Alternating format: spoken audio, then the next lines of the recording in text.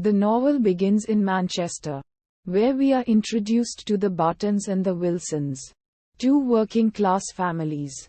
John Barton is a questioner of the distribution of wealth and the relations between rich and poor. Soon his wife dies. He blames it on her grief over the disappearance of her sister Esther. Having already lost his son Tom at a young age, Barton is left to raise his daughter, Mary, alone, and now falls into depression and begins to involve himself in the Chartist trade union movement. Chapter 1 takes place in the countryside where Greenhays is now. Mary takes up work at a dressmaker's. Her father had objected to her working in a factory, and becomes subject to the affections of hardworking Jem Wilson and Harry Carson, son of a wealthy mill owner.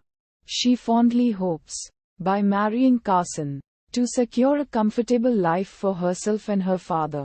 But immediately after refusing Jem's offer of marriage, she realizes that she truly loves him. She, therefore, decides to await Carson, planning to show her feelings to Jem in the course of time. Jem believes her decision to be final, though this does not change his feelings for her. Udharan Chinne. Meanwhile, Esther, a streetwalker, returns to warn John Barton that he must save Mary from becoming like her.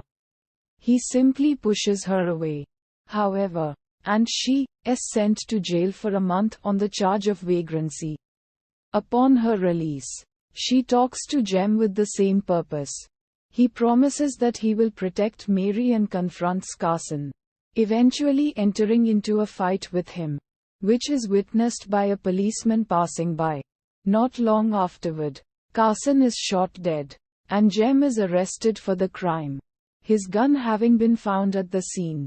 Esther decides to investigate the matter further and discovers that the wording for the gun was a piece of paper on which is written Mary's name.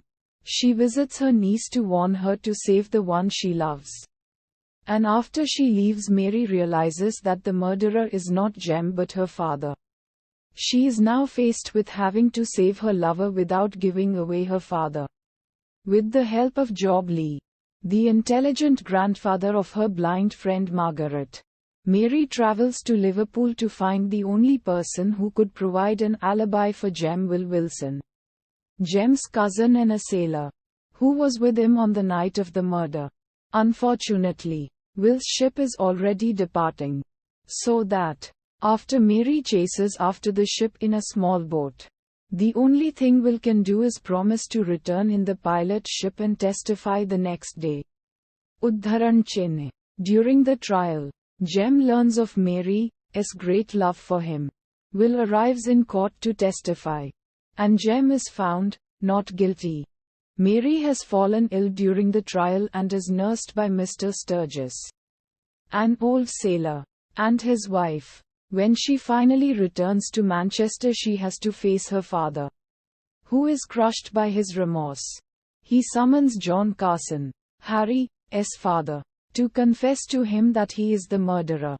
Carson is still set on justice, but after turning to the Bible he forgives Barton, who dies soon afterward in Carson's arms. Not long after this, Esther comes back to Mary's home, where she, too, soon dies. Jem decides to leave England, where, his reputation damaged, it would be difficult for him to find a new job. The novel ends with the wedded Mary and Jem, their little child, and Mrs. Wilson living happily in Canada.